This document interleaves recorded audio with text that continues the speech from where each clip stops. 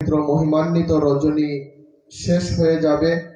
এখনো যাহারা বাহিরে আছেন বা বাসায় চলে গিয়েছেন, আমি সকলকে উদারত আহ্বান জানাবো, আপনারা আমাদের আজকের এই মহতী প্যান্ডেলের মধ্যে এসে বসে যান।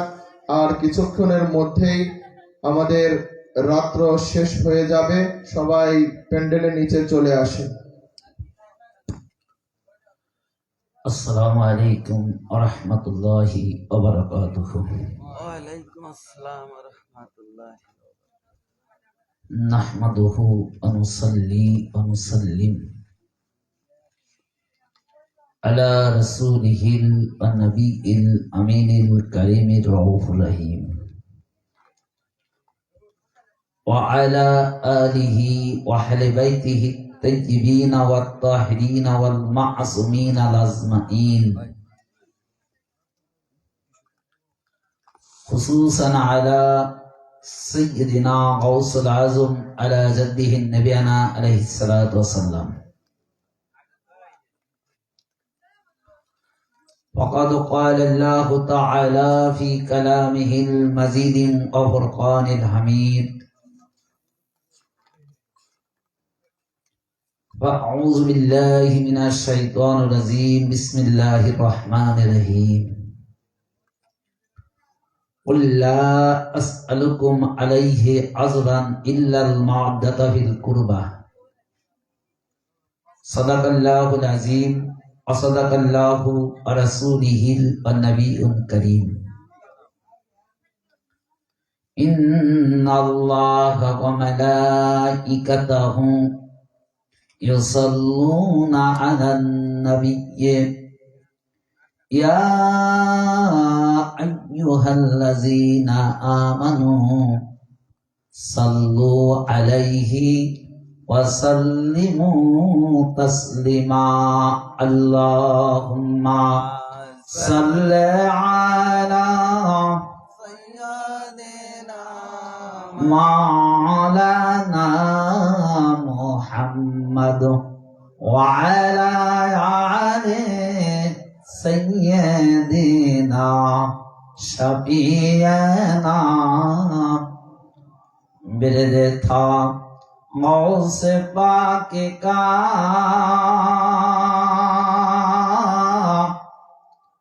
صلی علی محمدین برتا غوث پاک کا صلی علی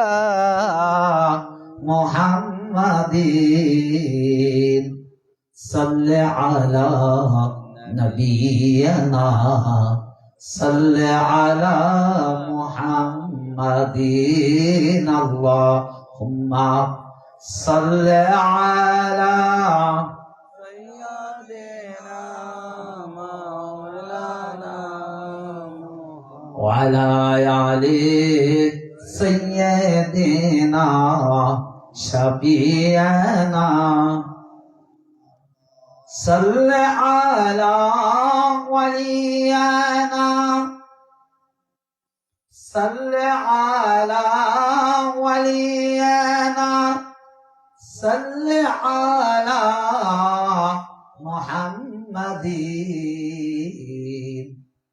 آپ ہے ابن مصطفیٰ صلی علی محمد.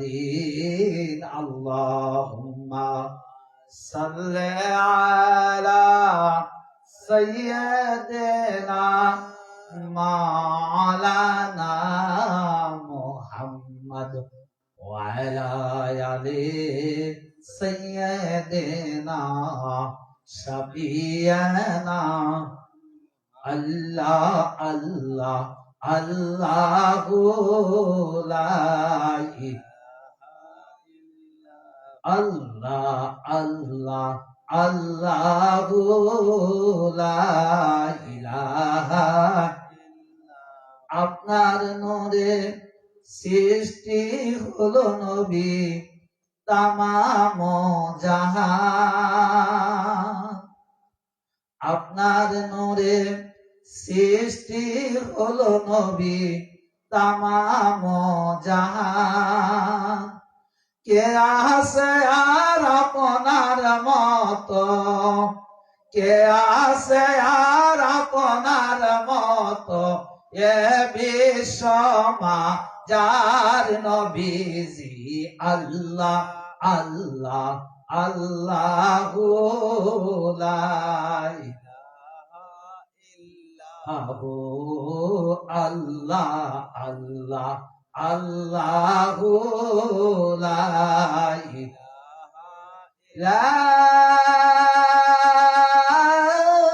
ইলাহা ইল্লাল্লাহু মুহাম্মাদুর রাসূলুল্লাহ সাল্লাল্লাহু আলাইহি ওয়া আলিহি। মুআজ্জাজ সামিন কিরাম, আজকের এই মহিমান্বিত রজনী যত মর্যাদাপূর্ণ রাত এই ধরাধামে উম্মতি মুহাম্মাদি নাজাতের জন্য আল্লাহ তাআলা প্রেরণ করেছেন, তার মধ্যে একটি অতি উৎকৃষ্ট মানের রজনী আজকের এই রজনী 5ই শাবান। এটা আপনারা সবাই অবগত আছেন। সন্ধ্যা বাদ ইশার থেকে এই রজনী প্রসঙ্গে আলোচনা চলছে। বরেণ্য ওলামায়ে কেরাম তারা নিজ নিজ দলিল ভিত্তিক কোরআন হাদিস ইজমার আলোকে এই রাত্রির ফজিলাত বর্ণনা করেছেন। তো আমরা আজকে সৌভাগ্যবান, সেই বরকতপূর্ণ রজনীতে অদ্যবধি পর্যন্ত এখনো উপস্থিত আছি। আল্লাহ রাব্বুল আলামিন দয়া করে মায়া করে আমাদের রেখেছেন। এই জন্যই আমি আমার আলোচনার শুরুতেই আমি আমার আকা মাওলা হুজুর পাক কিবলা ও কাবার কদম যুগলে এবং তার পবিত্র আল আওলাদ আহলে বাইত তাদের প্রত্যেকেরই কদম যুগলে আমার হৃদয়ের অন্তরের অন্তরস্থল থেকে ভক্তিপূর্ণ কদম বুসি ও সালাম সেজদা। আজকের এই মহিমান্বিত রজনীর উপলক্ষে আহলে বাইত পাকপাঞ্জাতনের শানে পবিত্র ওয়াজ মাহফিলের সম্মানিত সভাপতি তথা মসজিদে ইমাম হুসাইন আলাইহিস সালাতু ওয়াস সালাম আঞ্জুমানে কাদরিয়ার সকল সদস্যবৃন্দ সহ যারা এই কমিটির সাথে সার্বিকভাবে জড়িত থেকে সকল কাজের সহযোগিতা করে আসিয়াছেন, খাস করে আমার সকল পীর ভাই ও বোনেরা এবং আপনারা দূর দূরান্ত থেকে যারা অদ্যবধি পর্যন্ত এই মহিমান্বিত রজনীতেও হাজির হয়ে আছেন, তাদের প্রতি লাইভ টেলিকাস্টের মাধ্যমে দেশ বিদেশ থেকে যে সকল শ্রোতাবিন্দু আমার মতো অধমের এই আলোচনা শ্রবণ করছেন, সবার প্রতি শহীদ সম্রাট জান্নাতের সর্দার ইমাম হুসাইন আলাইহিস সালাতু ওয়াস সালাম পাকের আগমন উপলক্ষে, বিলাদাত শরীফ উপলক্ষে আপনাদের জানাই মোবারকবাদ, শুভেচ্ছা, অভিনন্দন, সালাম। আসসালামু আলাইকুম ওয়া রাহমাতুল্লাহি ওয়া বারাকাতুহু। আজকে জানার নাম আমি অধম কোনো কিছু আপনাদেরকে বলতে পারবো না, তারপরও আমার মালিক মাওলা তিনি আমার উপর যতটুকু করুণা করবে, দয়া করবে, সেই আলোকেই আমি চেষ্টা করব দুটি কথা বলার। তার দয়া ছাড়া আমার মতো অধমের কোনো কিছুই বলার কোনো ক্ষমতা নেই। তা আজকে আমরা জানার এই বিলাদাত শরীফ উপলক্ষে হাজির হয়েছি। তো তিনি কি? যদিও বিভিন্ন ওলামায়ে কেরাম আপনাদের আলোচনা করে শোনাইছেন, তারপরেও মূলত তারই সাথে কয়েকটি হাদিস আমি আলোচনা করার চেষ্টা করব। যে ইমাম হুসাইন আলাইহিস সালাতু ওয়াস সালাম পাক তিনি কি এবং তার মর্যাদাটা কি, এটা আমাদের জানারও দরকার আছে। কি বলেন, দরকার আছে না? কারণ আপনাদের এখানে কিরকম জানি না, আমাদের অধিকাংশ জায়গায় কিন্তু আমাদেরকে এই কার্যকর্ম, ইমাম পাকদের ভালোবাসা ইত্যাদি কিন্তু কেউ ভালো চোখে দেখে না। অধিকাংশ জায়গায়, তামাম সারা বাংলাদেশ তো বটেই, সারা পৃথিবীর মধ্যেই বলা চলে যে আমাদের ভালো চোখে দেখে না। কত 35 দিন পালন হচ্ছে, কত রকমের কত কিছু হচ্ছে, কিন্তু তার বিরুদ্ধে কোনো ফতোয়া নেই। ওদের নামাজও নষ্ট হচ্ছে না, ইবাদতও নষ্ট হচ্ছে না, গহমও কামাই হচ্ছে না মনে হয়। নাকি ওরা ওটা আরামে ঘুমায়, সেটা ওরাই জানে। কিন্তু ইমাম পাকদের স্মরণে যখন আমরা কিছু করি, ওদের ঘুম হারাম হয়ে যায়, ওদের ঘুম হয় না, ওদের নামাজ হয় না। কেমন নামাজি, ওদের নামাজই হয় না। আচ্ছা, সারা রাত কি হয়? ধরেন আজকে এখানে ওয়াজ মাহফিল, বাৎসরিক দিন, তাই সারা রাত হচ্ছে। এরকম কি গ্রামে গ্রামে, পাড়ায় পাড়ায় সারা রাত এরকম অনুষ্ঠান হচ্ছে? যে গ্রামের প্রত্যেকটা মানুষের সারা রাতই ঘুম নষ্ট হচ্ছে? হচ্ছে না।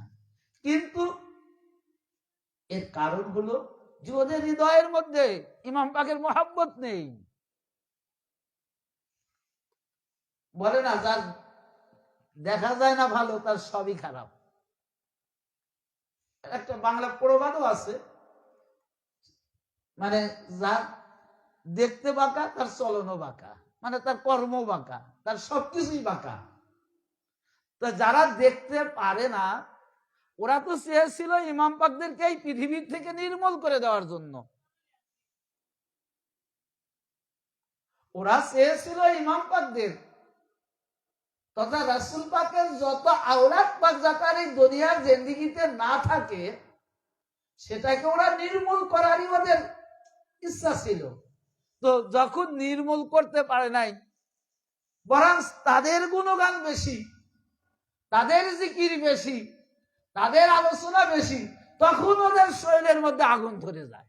যারে আমরা চাইছিলাম কি আর হচ্ছে কি, মানে চাওয়ার উল্টা, ওরা চাচ্ছিল শেষ করে দেওয়ার, একেবারে পৃথিবী থেকে ধুলে মুছে দেওয়া, কিন্তু পারেনি। ইতিহাস, অসংখ্য ইতিহাস রয়েছে। আবু সুফিয়ান মুয়াবিয়ার কাছে ওসিয়াত করে গেছে যে যদি টিকে থাকতে চাও, আলে মুহাম্মদ আগে শেষ করতে হবে। মুয়াবিয়া ওসিয়াতই করে নাই,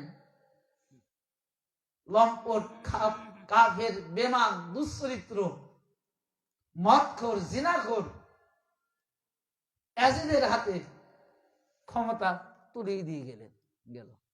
তাই এর কারণ কি? ওই যে একটাই ওদের গুরুমন্ত্র, যে যদি পৃথিবীর মধ্যে টিকে থাকতে চাও, তাহলে আগে নবী এবং নবীর আলকে নিঃশেষ করে দাও, কিন্তু রাখে আল্লাহ মালিকে। তো সেই ইমাম পাক কি? আমি যে হাদিস খান আপনাদের মাঝে বর্ণনা করব, এটা কয়েকটি তাফসীরের কিতাব থেকে এই হাদিস খানা নেওয়া হয়েছে। যে আগে দেখেন, এই যে আপনারা রাত জেগে আছেন, এই যে আপনারা চাতক পাখির ন্যায় কষ্ট করে ঘুম ত্যাগ করে এখনো বসে আছেন, এটা কি আজরান? হুজুর পাক সেটা বলতেছেন।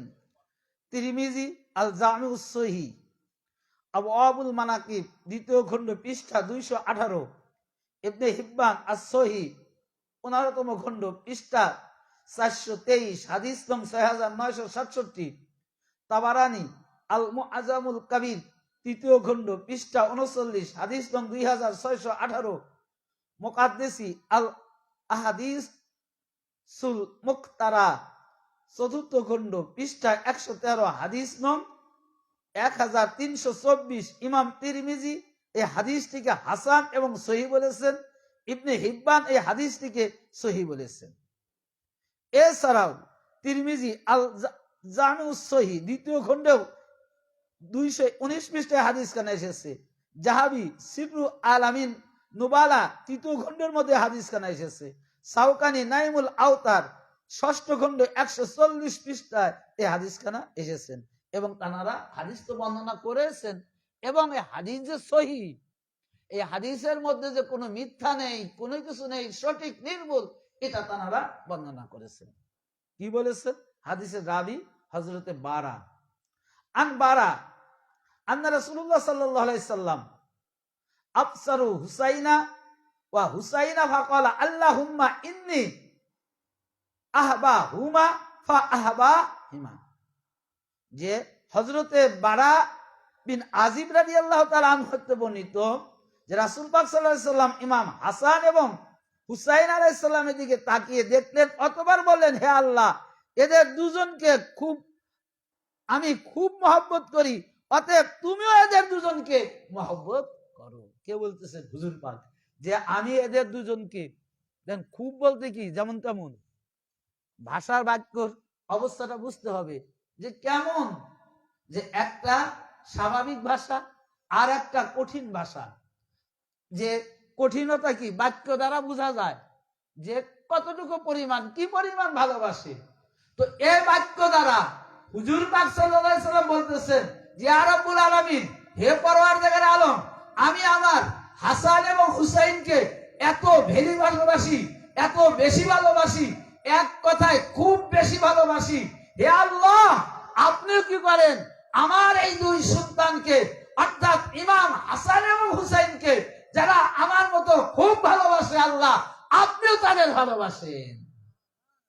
আজকে আপনারা এখানে যারা আছি, যাদের হৃদয়ের মধ্যে ইমাম পাকের ভালোবাসা আছে, যাদের অন্তরের মধ্যে ইমাম পাকের মহব্বত আছে, তারাই তো আছে নাকি? ভাই আমার কথা বুঝতে পারছেন? গভীর রাত চেষ্টা করব, মানে যদি না বোঝানো যায় তাহলে তো বক্তার বক্তব্য কি একেবারে বেফল। শ্রোতা এখানে কষ্ট করে বসে আছে কে কিসের জন্য? দুটি কথা শুনবে আর সেই দুটি কথা বুঝার জন্য। তো হুজুর পাক সাল্লাল্লাহু আলাইহি সাল্লাম তাহলে কতটা ইমাম পাকদেরকে ভালোবাসছেন। এবং আরো একটি হাদিস, এই হাদিসটার মধ্যেও একই রকম এসেছে যে রাসূল পাক সাল্লাল্লাহু আলাইহি সাল্লাম এনাদের দুজনকে এতটাই ভালোবাসে, এতটাই মহব্বত করে যে আল্লাহ রাব্বুল আলামিনের নিকট হুজুর পাক দোয়া করে বলতেছেন, হে আল্লাহ, আপনি কি করেন, আপনিও এদের যারা ভালোবাসে তাদেরকে ভালোবাসেন। আরে ভাই, ভালোবাসবে না কেন? ইমাম হুসাইন কোথা থেকে এসেছে? এ হাদিস খানা 9 খানা কিতাব থেকে নেওয়া হয়েছে। আজকে আমরা বানোয়াটি কথা বলি। এই যে প্রথম হাদিসটা বর্ণনা করলাম, আঞ্জুমানে কাদরিয়ার কোন কিতাবের নাম বলছি? আমাদের দরবার পাকের কোন কিতাবের নাম বা পৃষ্ঠা উল্লেখ করছি? করি নাই। তার মধ্যে দুইটা কিতাব, একটা তিরমিজি শরীফ, যে তিরমিজি শরীফ না পড়লে কোন মাওলানা শেষ ডিগ্রি লাভ করতে পারবে না, 76 একটি কিতাব। এই হাদিস খানাও 9 খানা হাদিসের কিতাব থেকে নেওয়া হয়েছে। প্রথমে তিরমিজি, তারপরে বুখারী, তারপরে নাসাই, অর্থাৎ শেষে আবার বুখারী, অর্থাৎ বুখারী শরীফ আছে, তিরমিজি শরীফ আছে, নাসাই শরীফ আছে। অর্থাৎ সিয়াসাত্তার যে 6টা মূল কিতাব, এই 6টা মূল কিতাবের মূল 3খানা কিতাব থেকে এই হাদিস খানা নেওয়া হয়েছে। যে ইমাম পাক কি, ইমাম হুসাইন আলাইহিস সালাম পাক কি, এটাকেই বোঝানোর জন্য। যে সিয়াসাত্তার কিতাব না পড়লে, প্রথমে তো বললাম যে কোনো মৌলানা হতে পারবে না। এই যে মৌলানা নাম লাগায়, যে মৌলানা অমুক মৌলানা, এই মৌলানা মানে কি, যে আপনার যেরকম লেখাপড়ার শেষ স্তর, আপনার জেনারেল লাইনে MA ক্লাসকে বলা হয়, তাই তো? যে মাস্টার যখন শেষ হয়ে যায় আর তারপর আর কোনো ক্লাস থাকে না, ডিগ্রি থাকে না। তো মৌলানা লাইনে কামিল তথা যারা মৌলানা শেষ করে এরপর আর কোনো ক্লাস থাকে না। তো এই মৌলানা শেষ ক্লাস পড়তে গেলে এখানে কয়েকটা বিষয় আছে। হাদিস বিভাগ আছে, তাফসির বিভাগ আছে, ফিকা বিভাগ আছে, আদাব বিভাগ আছে, এরকম বিভিন্ন উর্দু বিভাগ আছে। তো যারা হাদিস বিভাগ নিয়ে মৌলানা পাশ করেন তাদেরকে মুহাদ্দিস বলা হয়। এই হাদিস বিভাগ আলাদের 6খানা সিয়াসাতের কিতাবই মূল পড়ানো হয়। কয়খানা? 6খানা। সেই 6খানা সিয়াসাতের কিতাবের 3খানা কিতাব থেকে এই হাদিস খানা নেওয়া হয়েছে। অস্বীকার করবে কি করে? আরে বুখারী শরীফকে তো তোমরা কোরআনের পরে স্থান দাও। তো কি কি কিতাব? তিরমিজি শরীফ আল জামিউস সহিহ 2য় খণ্ড 218 পৃষ্ঠা, বুখারী আস-সহিহ 1ম খণ্ড পৃষ্ঠা 530, কিতাবুল মানাকিব বুখারী আবার আদাবুল মুফরাদ পৃষ্ঠা 42, হাদিস নং 85, নাসাই শরীফ আস-সুনানুল কুবরা 5ম খণ্ড পৃষ্ঠা 50, হাদিস নং 8530, আহমদ বিন হাম্বল আল মুসনাদ 2য় খণ্ড 93 পৃষ্ঠা, হাদিস নং 5675, এবং আহমদ বিন হাম্বল আল মুসনাদ খণ্ড, এটাও 2য় পৃষ্ঠা 114, হাদিস নং 5940, আবু ইয়ালা আল মুসনাদ 10ম খণ্ড পৃষ্ঠা 106, হাদিস নং 5739, তাবারানী আল মুজামুল কবির 3য় খণ্ড পৃষ্ঠা 127, হাদিস নং 2884, এবং শেষে আবার বুখারী শরীফ আস-সহিহ কিতাবুল আদাব 2য় খণ্ড 886 পৃষ্ঠা। এই হাদিস খানা সহিহ বলেছেন কে কে জানেন? বুখারী এবং তিরমিজি দুইজনই।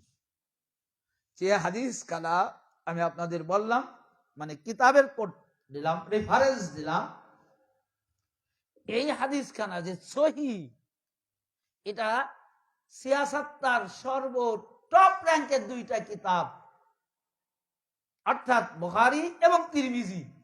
তারা বলেছেন হাজা হাদিসুস সহিহ, যে হাদিস সহিহ। হাদিস কি? সহিহ।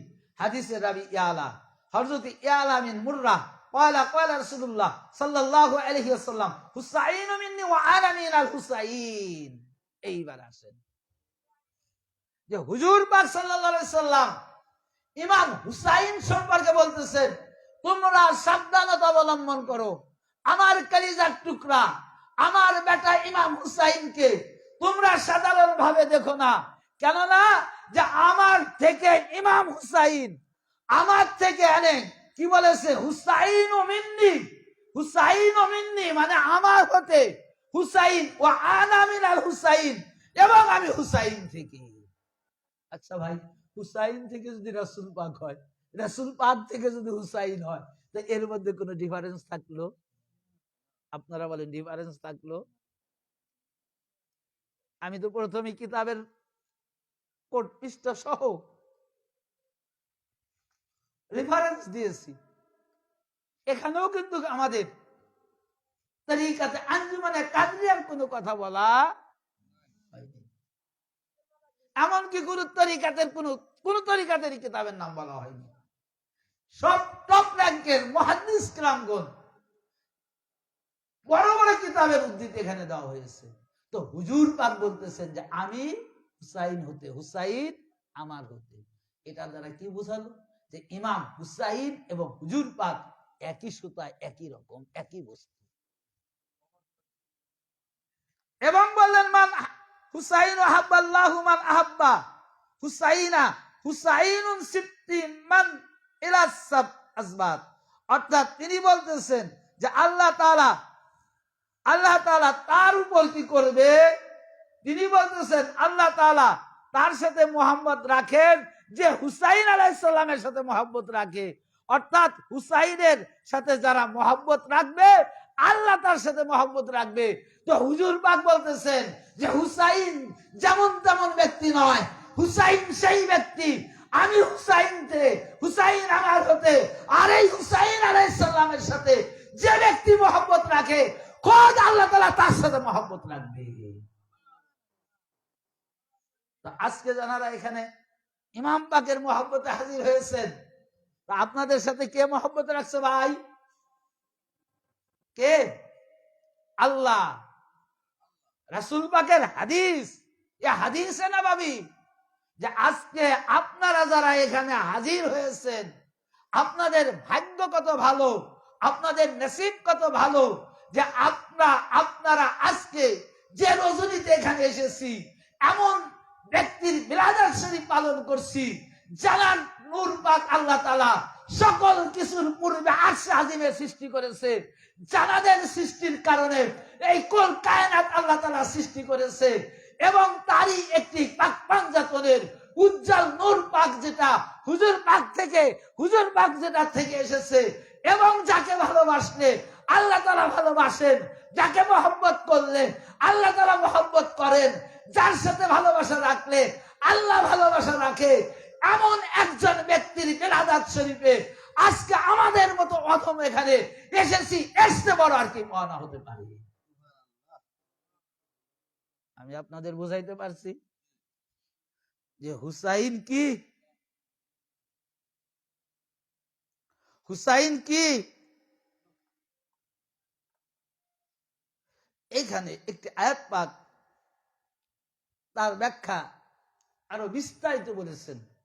কোরআন পাকের আয়াত, কুল ইন কুনতুম তুহিব্বুনাল্লাহ ফাত্তাবিউনি ইউহিব্বুকুমুল্লাহ ওয়া ইয়াগফিরু লাকুম যুনুবাকুম আল্লাহু গফুরুর রহিম।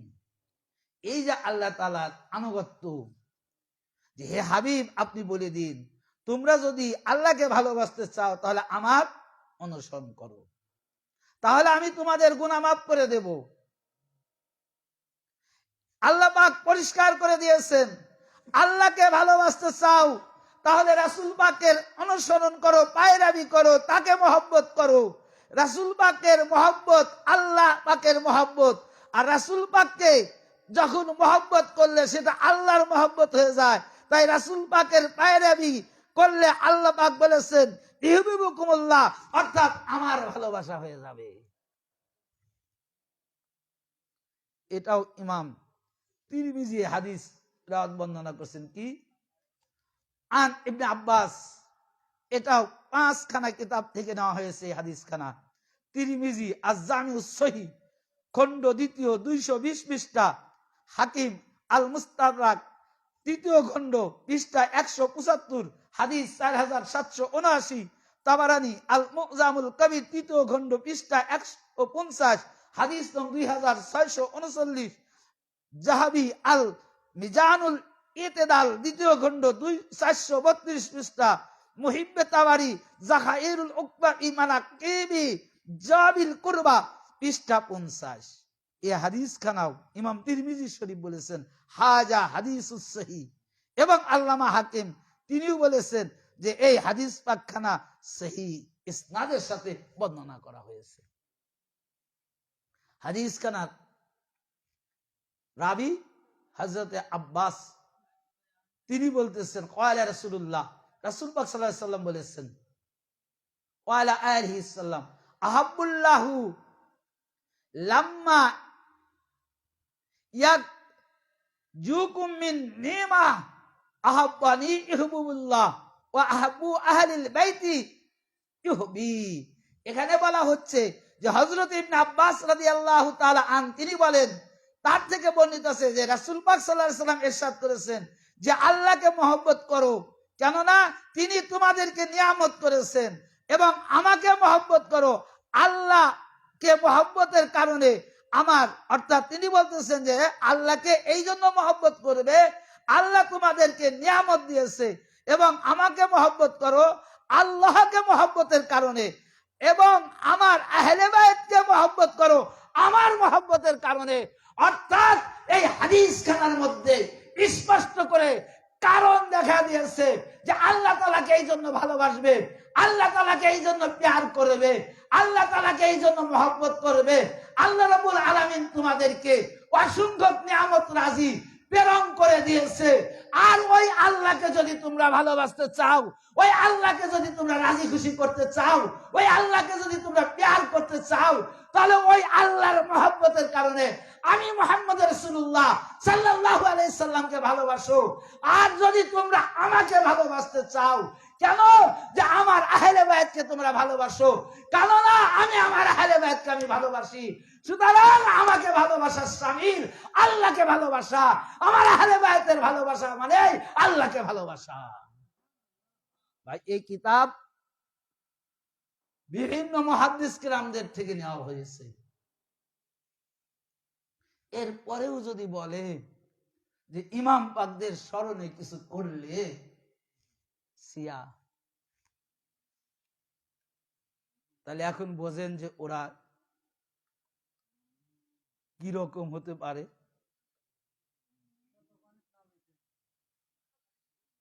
চিন্তা করে দেখেন। তো সেই জন্য এবং তারপরে আমি অন্যদিকে যাব। সব চাইতে এত সময় তো এটা অনেক কিছু বললাম, এবং আরেকটি হাদিস পাক দেখুন যে রাসূল পাক সাল্লাল্লাহু আলাইহি সাল্লামের সবচেয়ে প্রিয় বস্তু ছিলেন দুই ইমাম পাক। সবচেয়ে, আমি প্রথমেই কিন্তু বলেছি যে বাক্যের মধ্যে কিন্তু কথার মধ্যে কিন্তু অনেক কিছু বোঝা যায়, বোঝা যায় না। আমাকে দাওয়াত দিচ্ছে, আমি বললাম যে ঠিক আছে ভাই, আমি সময় সুযোগ পাইলে চেষ্টা করব। তার মানে কি আমার কথার মধ্যে ফারাক থেকে গেল, আসতেও পারে নাও পারে। আর যদি বলি যে আমি বেঁচে থাকলে অবশ্যই যাব, এর মধ্যে আর কোনো সন্দেহ থাকবে? সন্দেহ থাকবে? কখনো সন্দেহ থাকবে না। তো সেই জন্য কথার মধ্যে কিন্তু অনেক কিছু বোঝা যায়, অনেক কিছু জানা যায়।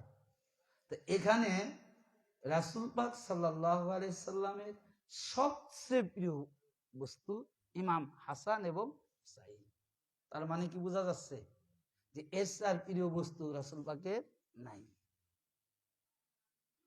এ হাদিস কেন আবার এরা এটা তো শুনলে ওদের মাথা আরো গরম হয়ে যাবে যে হায়রে রাসূলের, ওরা শিরিক বলে ফেলবে।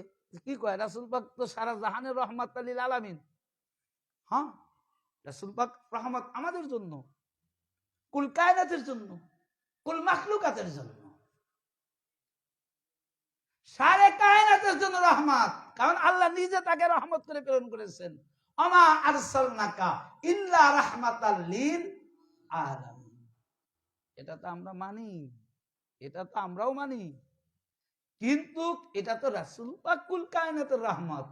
আর এখানে রাসূল পাক বলতেছেন আমার সবচাইতে প্রিয় বস্তু দুই ইমাম পাক।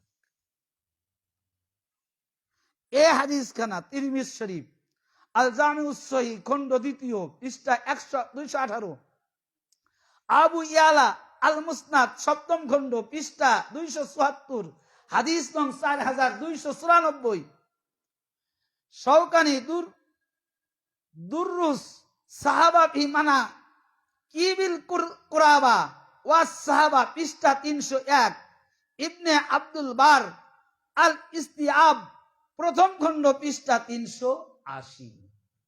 আমি যতগুলো পর্যন্ত এই যে প্রায় কয়েকটা মানে অনেকগুলো হাদিসে আমি আপনাদের মাঝে বর্ণনা করলাম, প্রত্যেকটা হাদিসের কিন্তু দলিল রেফারেন্স দিলাম। একটাও কিন্তু, আমি আবারও সেই বারবার বলতেছি, একটাও কিন্তু আমাদের লেখা কিতাব না, একটাও কি আমাদের লেখা কিতাব না।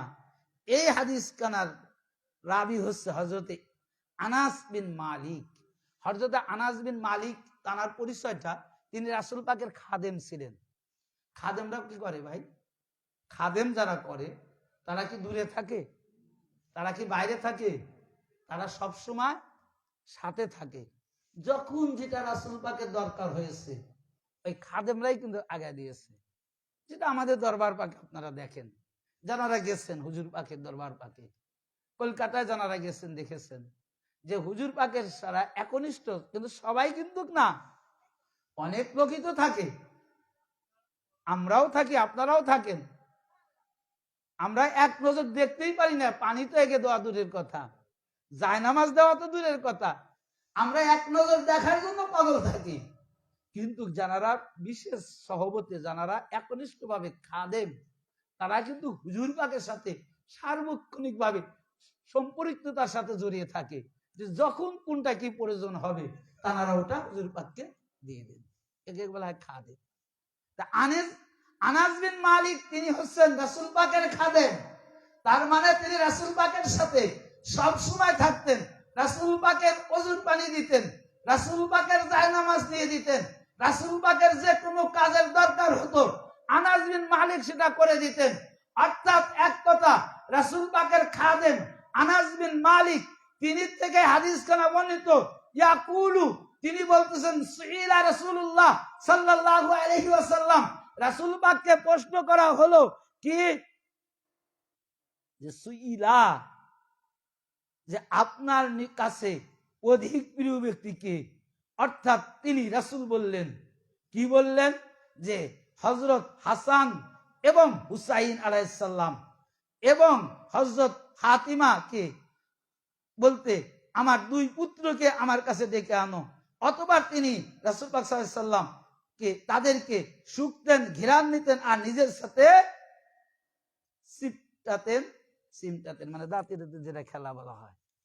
তার মানে হুজুর পাকের কাছে প্রশ্ন করা হলো যে ইয়া রাসূলুল্লাহ, ইয়া হাবিবাল্লাহ, হুজুর আপনার নিকট প্রিয় বস্তু কি? সবারই তো কম বেশি প্রিয় বস্তু আছে, সবারই কম বেশি ভালোবাসার আদরের সম্পত্তি আছে, তো আপনার আদরের সম্পদ কি? আপনার প্রিয় বস্তু কি? তো আল্লাহর নবী বললেন যে আমার সবচাইতে আদরের বস্তু, আমার সবচাইতে প্রিয় বস্তু হচ্ছে আমার দুই ইমাম, আমার দুই বেটা ইমাম হাসান এবং হুসাইন। হাদিসের কিতাব, অস্বীকার করার মতো কিছু নেই। আর ইনকার করলে করো, সেটা তোমাদের ব্যাপার। আজকে আমি শেষ, যে ইমাম পাক আমাদের জন্য কি করেছে। 61 হিজরি 10ই মুহররম, এটা তো আমরা জানি, এটা তো করেইছে। নিজের সন্তান, নিজের বন্ধু, নিজের সহপাঠী, এক কথা 72 জন ব্যক্তি কারবালার মহল্লাতে শাহাদাত লাভ করেছিলেন। প্রত্যেকেই ইমাম পাকের আপন আপন জন ছিল, কেউ দূরের কোন আত্মীয় ছিল না, দূরের কোন আত্মীয় ছিল না। 60 হিজরিতে ইমাম হুসাইন আলাইহিস সালাম মক্কা শরীফে তাওয়াফ করতেছিলেন। সেই তাওয়াফ করা অবস্থাতে কুফা থেকে অসংখ্য চিঠি আসা শুরু হলো, অসংখ্য চিঠি আসতেছে, যেমন তেমন চিঠি না, অনেক, একের পর এক। ইতিহাস সাক্ষ্য দেয় 200 বা তারও অধিক চিঠি। তো পরিশেষে একটি চিঠি আসলো, সেই চিঠিতে লেখা ছিল এরকম ভাষা, যে হে আমাদের ইমাম, হে আমাদের আকা, হে আমাদের মাওলা, আপনি যদি কুফাতে না আসেন কুফাবাসী পথভ্রষ্ট হয়ে যাবে, কুফাবাসী ইয়াজিদের হাতে বায়েত হয়ে যাবে। তো আপনি কি চান আপনার নানার উম্মতেরা, আপনার নানার উম্মতেরা আপনি না আসার কারণে, আপনি না আসার কারণে তারা পথভ্রষ্ট হয়ে যাক? যদি আপনি এটা না চান তাহলে আপনি চলে আসুন। যে কত দয়ালু, কত উম্মতের জন্য, অর্থাৎ রাসূল পাকের উম্মতের জন্য কত তারা পেরেশানি ছিলেন। আর পেরেশানি থাকবে না কেন? আজকে কুরবানি হয়েছে, পূর্ববর্তী নবীদের ইমতিহান হয়েছে, প্রত্যেকটা নবী ইমতিহান তারা পাস করেছেন, কার্যে রূপান্তরিত না করে। যেমন ইসমাইল আলাইহিস সালাম, ইসমাইল আলাইহিস সালাম কুরবানি হয়েছিল, কি কুরবানি হয়েছিল?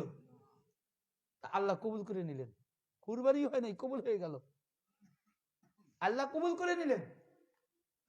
তো যখন আমার নবী হুজুর পাকের কাছে আল্লাহ তাআলা চাইলেন কি, ফাসাল্লি লিরাব্বিকা ওয়ানহার, যে হে রাসূল আপনি কি করেন, সালাত আদায় করেন এবং কুরবানি করুন।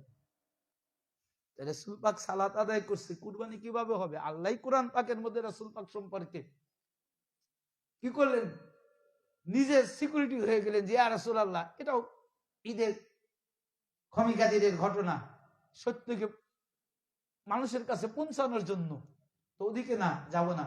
তো আল্লাহ নিজেই বললেন যে আপনি আপনার রবের পক্ষ থেকে যেটা আপনার নিকটে এসেছে ওটা আপনি মানুষের কাছে পৌঁছায় দিন, রিসালাতের গুরু দায়িত্ব মানুষের কাছে পৌঁছান। আর এইটা পৌঁছানোর জন্য সকল মানুষের অনিষ্ট থেকে আমি আল্লাহ আপনাকে হেফাজত করব। আল্লাহ হেফাজত তো কর্ণওয়ালা আল্লাহ।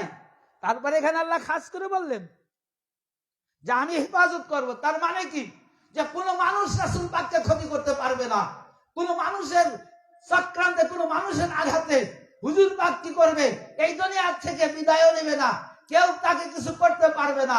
তো এবারে আল্লাহ তাআলা হুজুর পাকের কাছে চাইলেন, ফাসাল্লি লিরাব্বিকা ওয়ানহার, ইয়া রাসূলুল্লাহ, ইয়া হাবিবাল্লাহ, হুজুর আপনি সালাত আদায় করেন, আমার রাহে কুরবানি দেন। তো কুরবানি দিতে গেলে রক্তপাত হতে হবে, মানুষের আঘাত খেতে হবে, একটা জখম হতে হবে, এটাই কুরবানির নিয়ম। নাহার মানে রক্ত প্রবাহিত করবে। তো হুজুর পাকের সকল মানুষ থেকে হিফাজত করনেওয়ালা আল্লাহ। তো এখন রাসূল পাক ভাবলেন আমি এই কুরবানি কি করে দেব। দেখেন কি রকম উম্মতি মুহাম্মাদির জন্য কি রকম কে আত্মত্যাগ করেছে। মাওলায়ে কায়নাত পাক তিনি ডাক দিলেন, মা খাতুনে জান্নাত আতার পাক তিনি প্রথম বললেন যে ইয়া রাসূলুল্লাহ, ইয়া হাবিবাল্লাহ, হুজুর আপনি ঘাবড়াবেন না, আপনাকে সকল মানুষ কিছু করতে না পারলেও আমি আমার জীবনটা, আমি আমার আত্মাকে আপনার উম্মতের জন্য কুরবানি দিতে প্রস্তুত আছি, তবু আপনি মন খারাপ করবেন না। মাওলায়ে কায়নাত পাক একই কথা বললেন, ইয়া রাসূলুল্লাহ, ইয়া হাবিবাল্লাহ, হুজুর আল্লাহ আপনার কাছে কুরবানি চেয়েছেন, এজন্য আপনি মন খারাপ করবেন না, এজন্য আপনি দুঃখ পাবেন না, আপনাকে কোনো মানুষ ক্ষতি করতে পারবে না। এর জন্য কি হয়েছে, আমি মাওলা আলী আপনার পক্ষ থেকে, আপনার পক্ষ থেকে ফিদিয়া হিসেবে আমি আমার জীবনটাকে, আমি আমার জানটাকে আপনার রাহে কুরবানি দিয়ে দেব। ইমাম হাসান এবং হুসাইন একই কথা বললেন। আর সেই কুরবানির পরিসমাপ্তি হলো 61 হিজরি 10ই মুহররম কারবালার মহল্লাতে। আজকে আপনারা জানার বিলাদাত শরীফে এখানে উপস্থিত হয়েছেন উম্মতি মুহাম্মাদির নাজাতের জন্যই।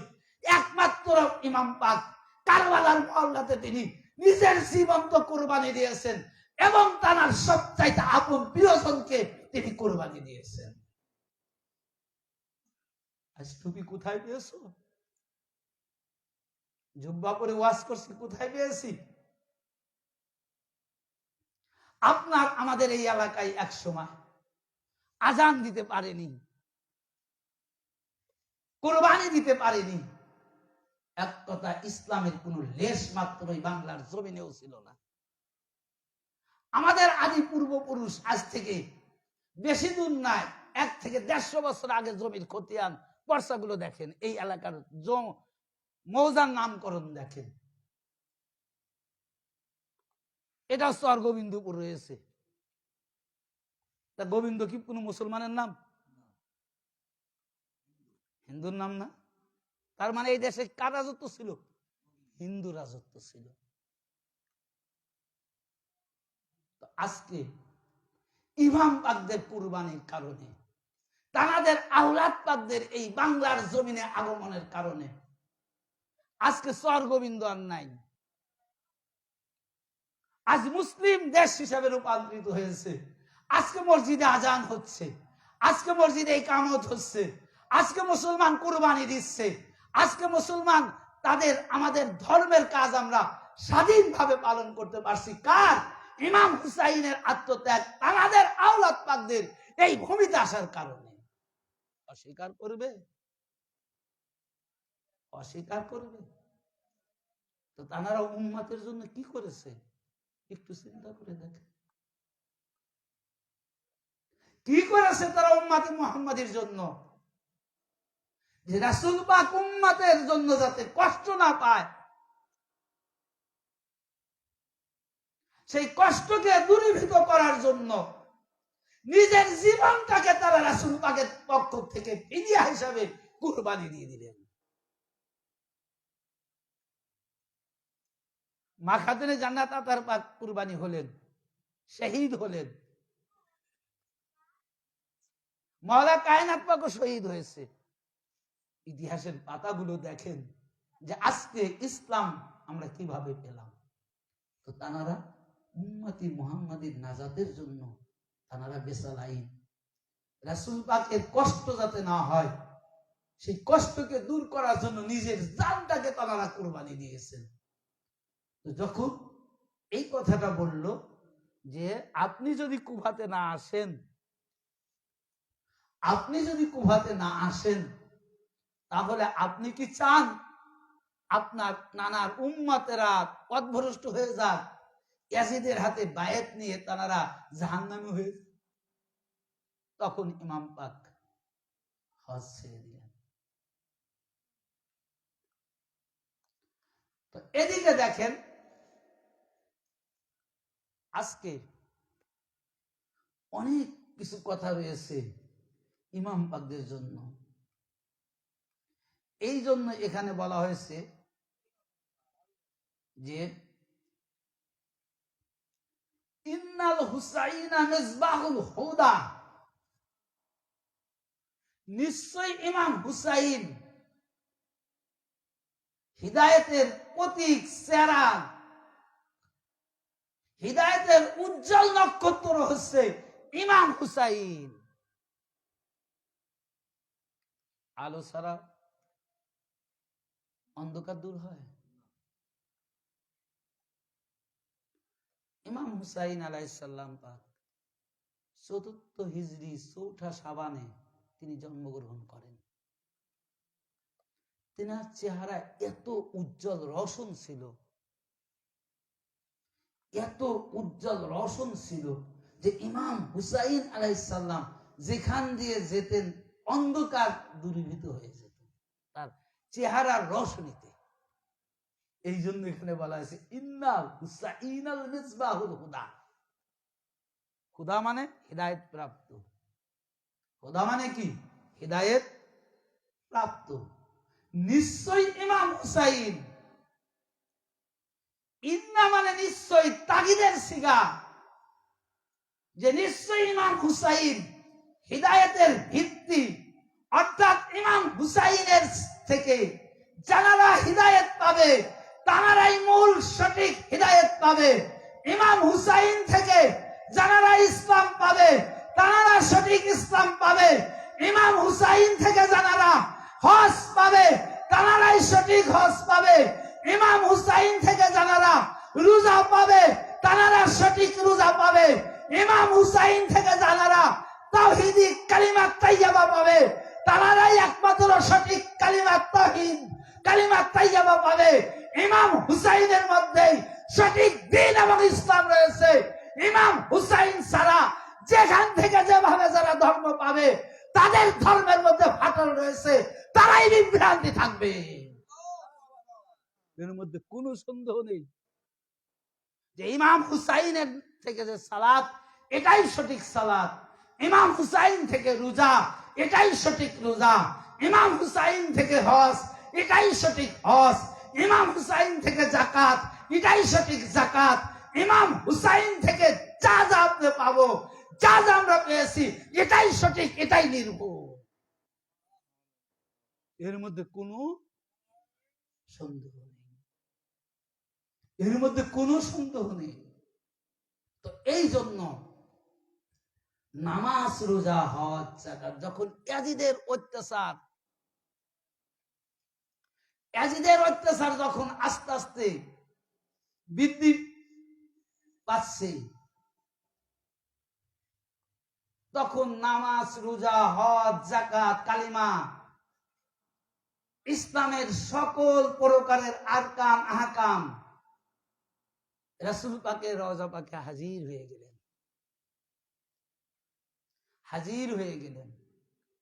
হাজির হয়ে তারা প্রার্থনা করলেন হুজুর পাকের কাছে, ইয়া রাসূলুল্লাহ, ইয়া হাবিবাল্লাহ, হুজুর আপনি যে রিসালাত নিয়ে এসেছেন সেই রিসালাতেরই একটা অংশ আমি নামাজ, জাকাত বলছে তারই একটি অংশ আমি জাকাত, হজ বলছে তারই একটি অংশ আমি হজ। তো ইয়াজিদের উৎপাত এতটাই বৃদ্ধি পাচ্ছে, আমাদের আর এই দুনিয়ার জিন্দেগিতে নিরাপদ নেই। কোন সময় যেন নামাজ বলছে আমি ধ্বংস হয়ে যাব, কোন সময় হজ বলছে আমি ধ্বংস হয়ে যাব, জাকাত বলছে আমি ধ্বংস হয়ে যাব, প্রত্যেকটা ইবাদত আরকান আহকাম তারা বলছে আমরা ধ্বংস হয়ে যাব। কার অত্যাচারে? ইয়াজিদের অত্যাচারে। তাহলে মুসলমান কি বলেন? মুসলমান যার অত্যাচারে নামাজ অর্থাৎ ইসলামের মূল ভিত্তিগুলো ধ্বংস হয়ে যায়, আর সে মুসলমান হতে পারে। তখন হুজুর পাক বললেন যে তোমরা ধ্বংস হবে না, তোমরা ধ্বংস হবে না, ইয়াজিদ তোমাদের কিছু করতে পারবে না, তোমরা চলে যাও আমার বেটা হুসাইনের কদমে। তোমাদের আশ্রয়দাতা ইমাম হুসাইন, তোমাদের নিরাপদ আশ্রয় দিবে হুসাইন, তোমরা হুসাইনের কাছে চলে যাও। আমিও তোমাদের পরে কারবালার মহল্লাতে ইমাম হুসাইনের কাছে আমিও হাজির হয়ে যাচ্ছি। তোমাদের পৃথিবীর কোন শক্তি ধ্বংস করতে পারবে না, তোমাদের পৃথিবীর কোন শক্তি ধ্বংস করতে পারবে না। কে বললেন?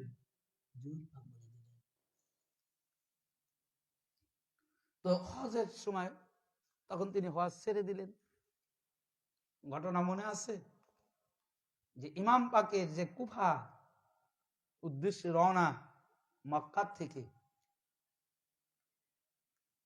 তো সাথীরা বলল যে আমাদের আকা মাওলা আপনি হজের কার্যটা শেষ করে যান, আপনি যান, আমরা আপনাকে বাধা দিতে পারবো না, যেহেতু আপনি চলেই যাবেন তো আপনি যান, তাতে সমস্যা নাই, কিন্তু হজটা শেষ করে যান আমাদের সাথে। ইমাম পাক কি করলেন? হজ শেষ করছেন? ইমাম পাক হজ শেষ করলেন না। ইমাম পাক হজ শেষ করলেন না। ইমাম পাক বললেন যে আমি যদি এখন মক্কা এই হজ ছেড়ে আমি যদি কুফার উদ্দেশ্যে রওনা না হই, হে আমার প্রিয় সাথী বিন্দু, তোমরা জেনে রাখো, তোমরা শুনে রাখো, কিয়ামত পর্যন্ত কোন মুসলমান এই মক্কায় এই পবিত্র ভূমিতে যার হজ পালন করতে পারবে না। সুতরাং আমি যদি এখান থেকে হজ ছেড়ে যাই, তাহলে কিয়ামত পর্যন্ত হজ জীবিত থাকবে, যাকাত জীবিত থাকবে, রোজা জীবিত থাকবে, নামাজ জীবিত থাকবে, ইসলামের প্রত্যেকটা আরকান আহকাম জীবিত থাকবে। অর্থাৎ আমি যদি এখান থেকে না যাই তাহলে ইসলাম মারা যাবে, ইসলামের কোনো আরকান আহকাম থাকবে না। এই হজ জীবনের মতো কিয়ামত পর্যন্ত এই জমিন থেকে বিলুপ্ত হয়ে যাবে। তো তোমরা কি চাও হজ কিয়ামত পর্যন্ত বিলুপ্ত হয়ে যাক? যে তোমরা কি চাও যে হজ কিয়ামত পর্যন্ত বিলুপ্ত হয়ে যাক?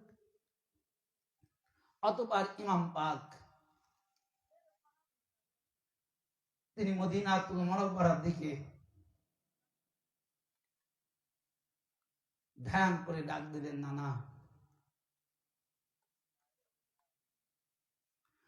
কুফার থেকে হাজার শত শত চিঠি আসছে,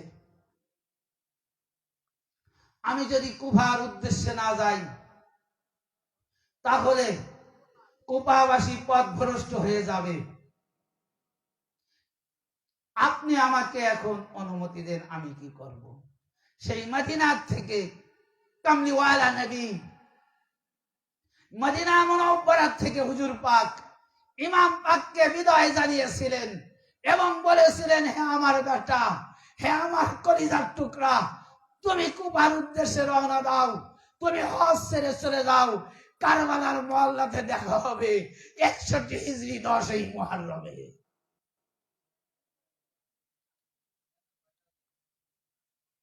তো সেই ইমাম পাকের আগমন দিবস আজকে।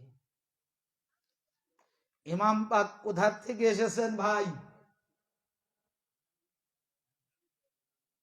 আমি তো রাসূল পাকের স্মরণে অসংখ্য হাদিস বলেছি, অসংখ্য হাদিস বলেছি যে ইমাম পাক কি, ইমাম পাক কি, ইমাম পাকের সাথে রাসূল পাকের সংযোগ সম্পর্ক কি।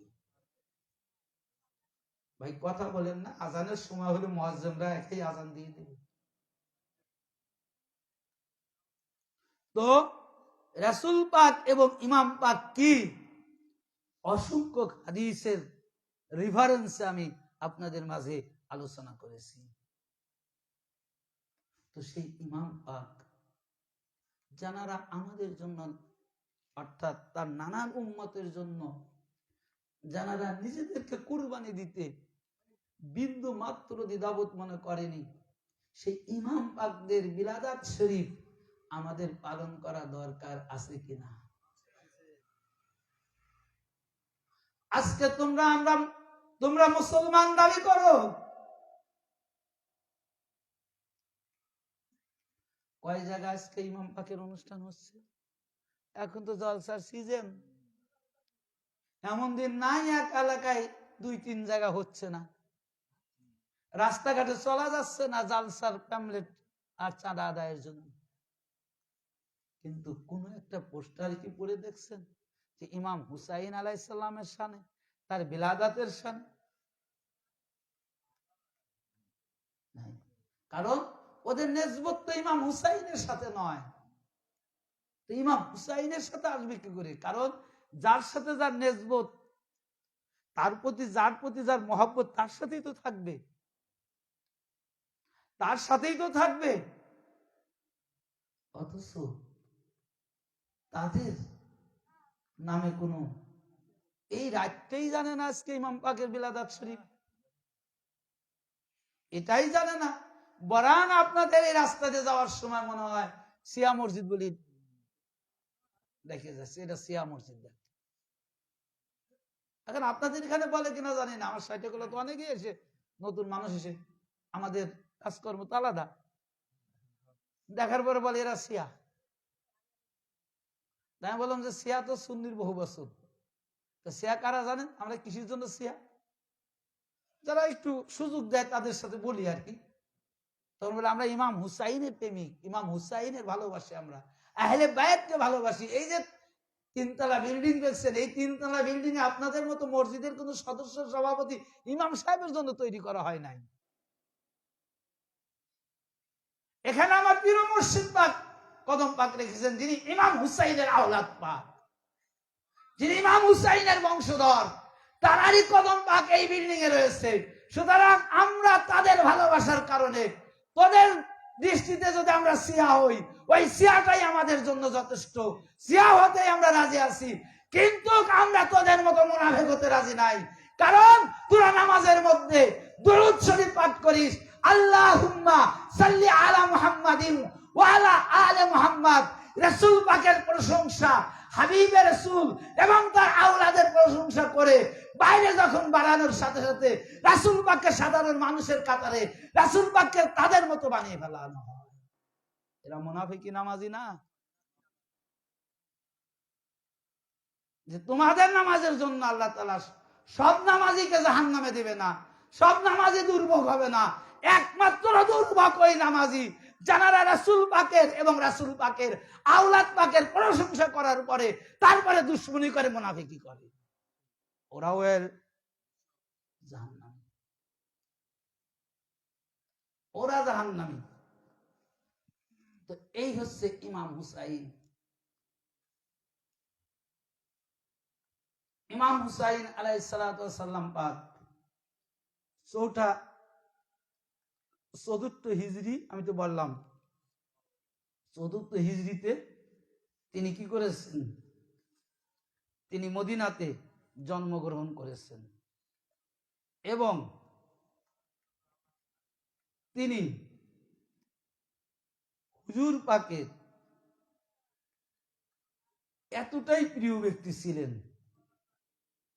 এতটাই প্রিয় বস্তু ছিলেন যেটা পৃথিবীর ইতিহাসে আর কেউ নাই, যেটা হাদিসে নববী দ্বারা প্রমাণিত হয়ে গেল। সেই ইমাম পাক নিজেকে হজ ছেড়ে দিয়ে যখন তিনি রওনা দিলেন কোথায়?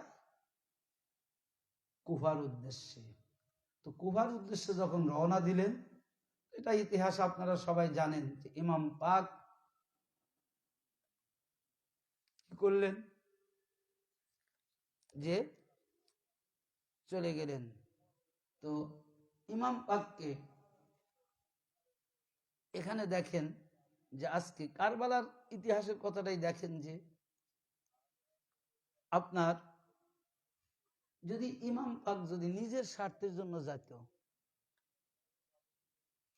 ইয়াজিদ তো কখন যুদ্ধ ঘোষণা করছে? কারণ সকল প্রকারের লোভ লালসা সবকিছু যখন দেওয়ার পরেও যখন ইমাম পাক মেনে নেয়নি, তারপরে কি যুদ্ধ। আর যুদ্ধ কেমন, যে এই যে আমি আয়াত পাকটা আপনাদের মাঝে তেলাওয়াত করেছি, কুল্লা আসআলুকুম আলাইহি আজরান ইল্লাল মাওয়াদ্দাতা ফিল কুরবা। রাসূল পাকের জীবদ্দশায় কোরআন নাজিল হয়েছে। তো দেখেন ইমাম পাক কারবালার মুআল্লাতে বক্তব্য দিয়েছিলেন, কিছু বক্তব্য দিয়েছিলেন। তার মধ্যে এই আয়াত পাকও তুলে ধরেছিলেন, যে কুল্লা আসআলুকুম আলাইহি আজরান ইল্লাল মাওয়াদ্দাতা ফিল কুরবা। এর অর্থ যে হে রাসূল, আপনি বলে দিন রিসালাতের বিনিময়, রিসালাতের আজরান হিসাবে, অর্থাৎ বিনিময়, রিসালাত কি নিয়ে এসেছে? নামাজ, রোজা, হজ, যাকাত, শরিয়াত, আরকান, আহকাম, তরিকাত, মারেফাত, এক কথা ইসলামের যাবতীয় কিছুর নাম সমন্বয় নাম হচ্ছে কি? রিসালাত। তো এই রিসালাতের বিনিময়, অর্থাৎ নামাজের বিনিময়, রোজার বিনিময়, হজের বিনিময়, যাকাতের বিনিময়, কুরবানির বিনিময়, এক কথার সকল ইবাদতের বিনিময় তোমাদের কাছে আল্লাহ কি চাইছে? ইমাম পাক তুলে ধরতেছেন। কারণ ওই জায়গায় রাসূল পাকের যুগের কিছু ব্যক্তিরা ছিল, যখন রাসূল পাকের উপর কোরআন নাজিল হয়েছে, হুজুর পাকের উপর যখন কোরআন নাজিল হয়েছে, এই আয়াত পাক যখন নাজিল হয়েছে, সাক্ষর প্রমাণিত কিছু ব্যক্তি ওই কারবালার মুআল্লাতে তারা হাজির ছিল, উপস্থিত ছিল।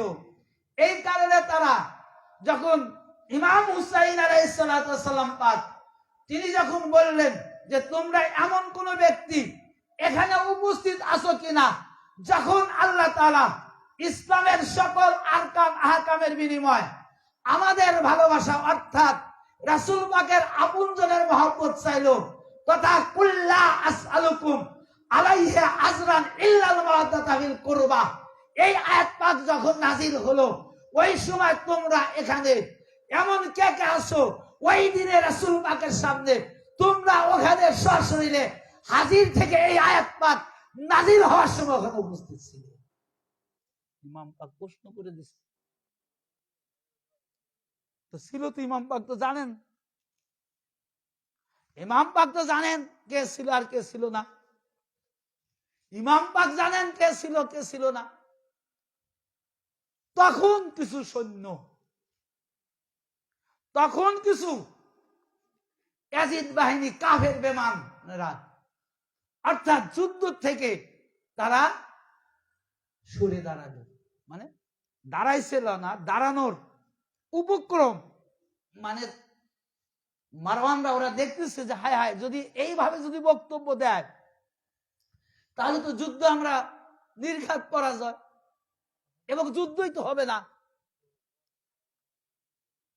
তখন এই ইয়াজিদ বাহিনীর থেকে আবার ইয়াজিদের কাছে চিঠি লিখলো এই ঘটনা, যে কি ঘটনা, যে ইমাম হুসাইন আলাইহিস সালাম পাক তিনি বক্তব্য দিচ্ছেন এই, আর তার ইমাম পাকের এত মাধুর্য কণ্ঠ ছিল, চেহারার কথা তো বললামই, যে অন্ধকারে চললে সে নূর আলো চমকাইতো। এখন এই লাইট অফ করে দিলে আমাদের এমন কোন জ্যোতি আছে যেখানে লাইট ছাড়া আপনারা আমাকে দেখবেন বা আপনাদের আমি দেখবো? আর ইমাম পাকের দেখা যেত, কারণ ইমাম পাকের প্রতিচ্ছবি রাসূল পাক, রাসূল পাকের চেহারা ইমাম পাকের চেহারা, যার কারণে রাসূল পাক এমনি এমনি বলেনি যে আমার হতে ইমাম হুসাইন, হুসাইন হইতে আমি, দুইজনের চেহারা অবিকল এক। যে রাসূল পাকের চেহারা দেখে, অর্থাৎ যখন রাসূল পাক কি হলো, ওফাত নিল, যখন সাহাবীরা পাগল হয়ে গেল, কান্না রোল পড়ে গেল, মাতাম করতে লাগলো, রুলাজারি করতে লাগলো, তারা ইমাম হুসাইনকে দেখে রাসূল পাকের দেখার স্বাদ মিটায় নিত। সেই ইমাম হুসাইন বক্তব্য দিচ্ছে, সেই ইমাম পাক বক্তব্য দিচ্ছে যে কুল লা আসআলুকুম আলাইহি আজরান ইল্লাল মাওয়াদাতা ফিল কুরবা। এই আয়াত নাযিল হওয়ার সময় তোমরা কে কে ওখানে উপস্থিত ছিলে? কে বলছে? ইমাম পাক বলছেন, যিনি সকল কিছুর আশ্রয়দাতা, নামাজ রোজার সকল কিছুর আশ্রয়দাতা। তো তানার আশ্রয় কারণেই তো আজ আমরা নামাজ পেয়েছি। নামাজ যদি ইমাম পাক আশ্রয় না দিতেন, আজকে নামাজ থাকতো না, ধ্বংস হয়ে যেত।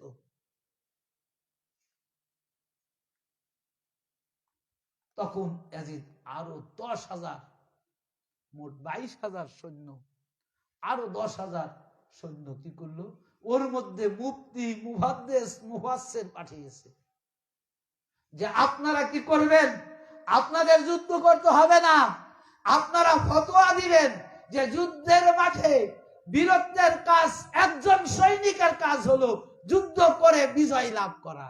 নাউজুবিল্লাহ। আরে কার সাথে যুদ্ধ করে বিজয় লাভ করবে? কার সাথে যুদ্ধ করে বিজয় লাভ করবে? এই জন্য ইহুদির পণ্ডিত তারা বলেছেন যে তোদের চেয়ে আমরা ভালো, আমরা নবীর হাতে পায়ে ধই নাই, আমরা নবীর মুখ থেকে কালেমা পড়ি নাই, কিন্তু আমরা নবীর দৌহিত্রকে ইমাম হুসাইনকে ভালোবেসেছি, ইমাম হুসাইনকে আমরা ভালোবেসেছি। তোরা কি, তোরা কি? যে নবী, একটি ঘটনা বলি, আমি শেষ করে দেবো, এরাও অনেক টাইম হয়েছে শেষের দিকে, যে হযরতে ইমাম হুসাইন আলাইহিস সালাম পাকের মাথা মোবারক যখন ইয়াজিদের সামনে আনা হলো, তো আনার পরে ইয়াজিদ ওর পাপিষ্ঠ লাঠি দ্বারা ইমাম পাকের এই ঠোঁট মোবারকে আঘাত করছে আর কবিতা পড়ছে, আঘাত করছে আর কবিতা পড়ছে। কি কবিতা? কবিতাগুলো ছিল এই, যা আজকে যদি আমার পূর্বপুরুষ, ইয়াজিদের পূর্বপুরুষ কে জানেন?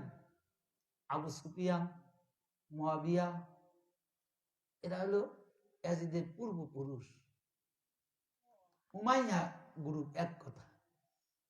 আর একমাত্র হাশিমি বংশের সবচাইতে বড় দুশমন ছিল উমাইয়া। এখনো তারাই, চিন্তা করছেন, কিয়ামত পর্যন্ত ওরা থাকবে, ওরা কিয়ামত পর্যন্ত থাকবে, ঘাবড়ানোর কিছু নেই, রাখে আল্লাহ মালিকে। তো একজন দাউদ আলাইহিস সালামের অনুসারী অর্থাৎ বংশগত লোক ইমাম পাকের মাথা মোবারক দেখার জন্য ইয়াজিদের কামরায় গেছে। এখন দেখে যে ওই রকম ভাবে আঘাত করতেছে লাঠি দ্বারা। আসলে একটা ঘটনা কি, এটা কার নামায় আসে? মৃত্যু মানুষ যদি, আপনাদের যে কোনো মানুষ যদি মারা যায়, যে কেই হোক, মৃত্যু মানুষের উপর আঘাত কোনো মানুষ জ্ঞানবান সহ্য করতে পারবে? আর সে তো মরেই গেছে, মানে শেষ প্রতিশোধই তো তার মাই ফেলা দোয়া। এরপর আর কি থাকতে পারে কোন? আর কিছু থাকে? আর কিছুই তো থাকার কথা না। তো তখন ওই ব্যক্তি ইয়াজিদকে বলতেছে, তুমি কি মুসলমান? বলে, তুমি দেখতেছো না মুসলমান কিনা? তুমি মুসলমান? বলে, তোমাদের নবী কে জানো? তোমার কেন? আমাদের নবী হুজুর পাক, রাসূল পাকের নাম বলতেছে, আমরা ওই নবীর কালিমা পড়েছি। আচ্ছা, ওই নবীর সাথে এই যে মাথা মোবারকের উপর আঘাত করতেছ, এর সম্পর্কটা কি? এর সম্পর্কটা কি? তখন কেন তুমি জানো না? রাসূল পাকের দহিত্র, রাসূল পাকের নাতি ইমাম হুসাইন।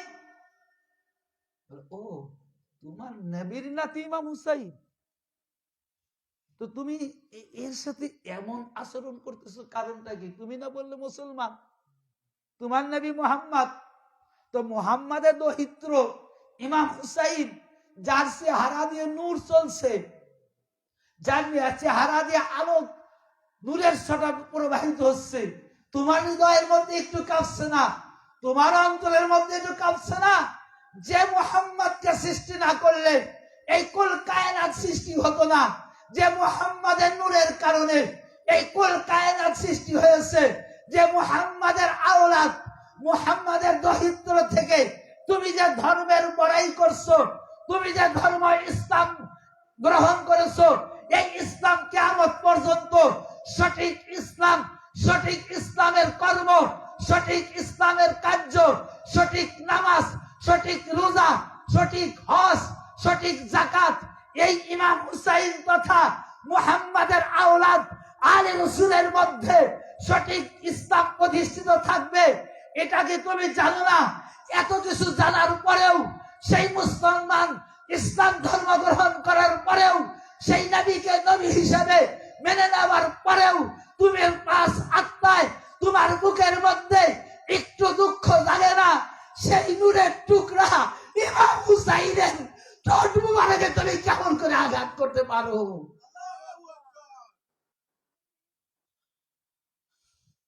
তুমি কেমন করে আঘাত করতে পারো?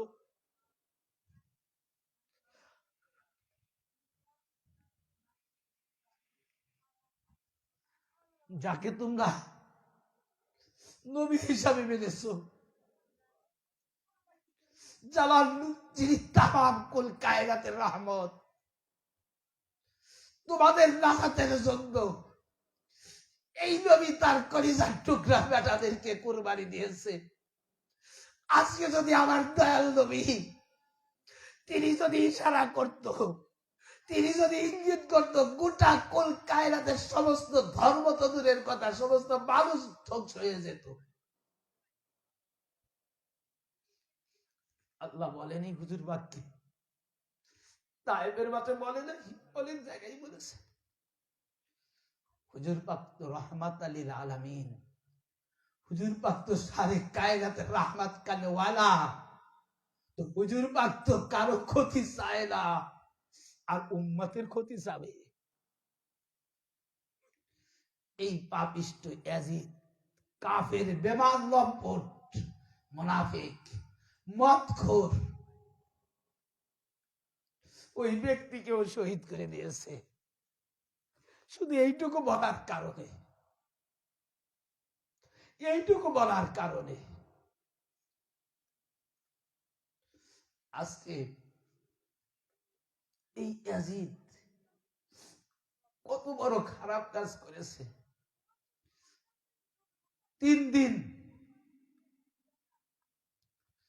মক্কা এবং মদিনায় আজান হতে দেয়নি। নর্তকী দ্বারা কি করেছে? ঘেরাও করে রেখেছে, নাচ গান মদের আখড়া বানিয়ে ফেলেছে। 3 দিন একজন ব্যক্তি আটকা পড়েছিল মসজিদের নবাবির মধ্যে, তিনি বের হতে পারছিলেন না।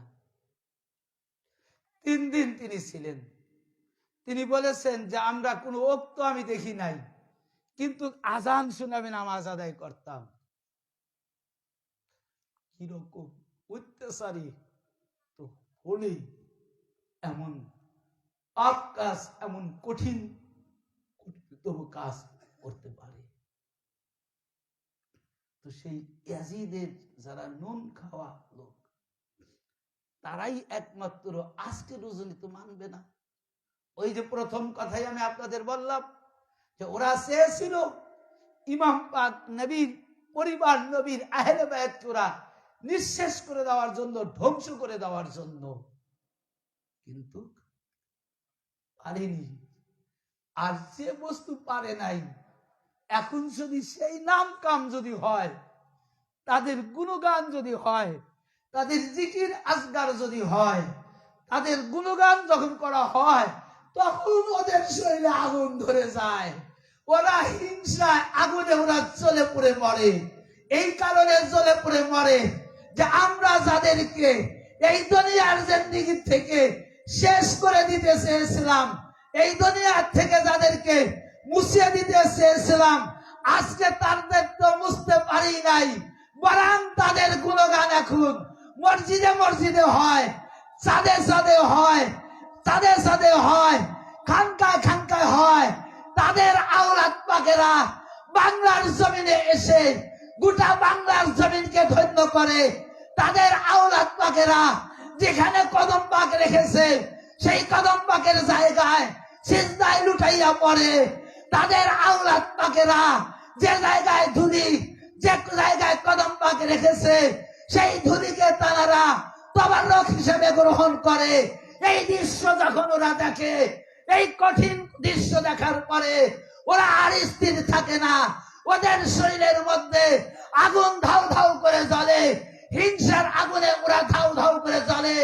আর এই আগুন জ্বলার কারণে ওরা তখন ফতোয়া দেয়, এটা করা শিরক, এটা করা বেদাত, এটা করা হারাম। এই ফতোয়াটা একমাত্র ওই নবীর আহলে বায়তের দুশমন, ইয়াজিদের উত্তরসূরি, ইয়াজিদের বংশগত বিশ্বাস, ওদের শরীরে আহলে বায়তের গুণগান সহ্য হয় না বলেই ওরা এই বিরুদ্ধে ফতোয়া দিয়ে আহলে বায়তকে ওরা দামাতে চায়, আহলে বায়তের আশিককে ওরা বন্ধ করে রাখতে চায়। কিন্তু রাখে আল্লাহ মারেকে, খোদার কসম, কিয়ামত পর্যন্ত কোনো শক্তি নাই আহলে বায়তের প্রেমিককে দাবিয়ে রাখবে। কি পারছে? কিয়ামত পর্যন্ত কারো খুব শক্তি নাই যে ইমাম পাকের জিকির দাবিয়ে রাখবে, শুহাদায়ে কারবালার জিকির দাবিয়ে রাখবে। 10ই মুহররমে তো আপনাদের শুকরিয়ালি বের হয় নাকি? আমি কি উস্তাদ? আচ্ছা নিয়ে আলি আছে। তো আগের সুলুক বেশি হয় না কম হয়? বেশি হয়, তাই না? তাহলে তাহলে আগুন জ্বলবে না কেন? আগুন জ্বলবে না কেন? যদি বেশি হয় তাহলে তো আগুন জ্বলবেই। সেই জন্য ভাই, আজকে শহীদ সম্রাট সেই নূর, আল্লাহ তাআলা কোরআনের মধ্যে কাদ জাআকুম মিনাল্লাহি নূরুম ওয়া কিতাবুম মুবিন, যে তোমাদের নিকট আল্লাহ হতে একটি নূর এবং কিতাব এসেছে।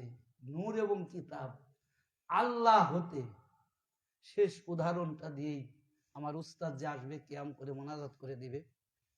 তো স্বর্ণ থেকে যদি আলাদা খণ্ড করা যায়, ডিভাইডেড করা যায়, আবার স্বর্ণের ভাগ করা যায়, স্বর্ণের নাম কমবে, পরিবর্তন হবে? কেন হবে না? কাইটে কাইটে খণ্ড করে ফেলাইছি তো, স্বর্ণই থেকে যাবে, তাই না? শুধু পরিবর্তন কিন্তু একটা হয়, সেটা কি? যে স্বর্ণ কেটে যে গহনা বানাবেন, ওই গহনার নামও পরিবর্তন, চেহারাও পরিবর্তন, কিন্তু নামটা কি? স্বর্ণই থাকে। হয় স্বর্ণের দুল, হয় স্বর্ণের চেন, এক কথা যে গহনাই বানান তাই থাকে। তো আল্লাহ থেকে নূর, আল্লাহ এবং রসুল একই নূর, সেই নূরের টুকরা, সেই নূরের অংশ, পাক পাঞ্জাতন, এক এক জামানায় ওই নূর থেকে মাওলায়ে কায়নাত পাক মা খাতুনে জান্নাত থেকে দুই ইমাম পাক দুই জামানায় দুই সূরাতে প্রকাশ, কিয়ামত পর্যন্ত এক এক জামানায় এক একটা নূর এই জমিনের মধ্যে আসবে। প্রত্যেকটা জামানায় নূরের টুকরা নূর থাকবে, শুধু জামানায় পরিবর্তনের কারণে চেহারার পরিবর্তন হবে। তো মহান আল্লাহ রাব্বুল আলামিন আজকের এই পবিত্র সবে কি বলে যে মাওলা ইমাম হুসাইন আলাইহিস সালাম পাকের বিলাদাত রজনী উপলক্ষে আমরা যা কিছু করলাম, আল্লাহ যেন আমাদের সমস্ত কিছু কবুল আর মঞ্জুর করে নেন। সবাই বলুন আমিন। আমা তৌফিক ইল্লা বিল্লাহ। আসসালামু আলাইকুম ওয়া রাহমাতুল্লাহি ওয়া বারাকাতুহু।